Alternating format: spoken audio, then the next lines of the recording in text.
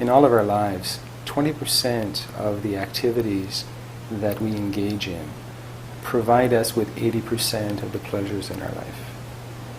And the 20-80 rule is to focus only on those 20%, to really determine for yourself what gives you the pleasure, and then put your energy there so that you're getting more of a return from your investment.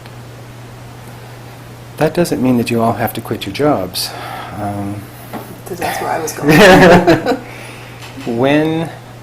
When we step back and look at anything in our lives, nothing is really a whole but a sum of its parts.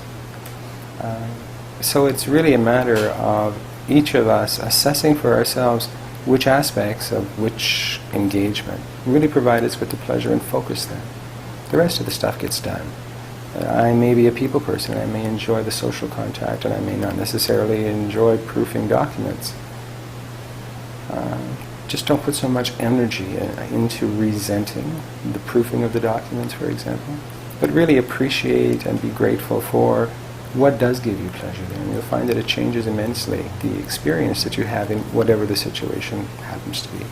And even if you have to do the proofing of documents, there are ways to inject some kind of pleasure in that, whether it's a favorite pen that you like to use while you're proofing the documents, or a larger computer screen so it's easier on your eyes, or background music that you enjoy.